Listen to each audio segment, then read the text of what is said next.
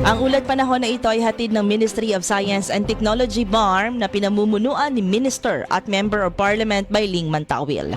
Nananatili pa rin ang easterly sa Mindanao na posibleng magdadala ng mahina at pulupulong pag-ulan sa dakong hapon o gabi. Sanhi ito ng localized thunderstorm. Maulap ang himpapawid ng Mindanao maging sa Luzon at Visayas dahil sa tatlong weather conditions. Northeast monsoon sa Luzon, shear line sa Visayas at easterlies naman sa Mindanao. Ayon sa Pag-asa, wala namang na-monitor na LPA o anumang namumuong lagay ng panahon sa Philippine Area of Responsibility ngayong Biyernes at sa susunod na 24 oras.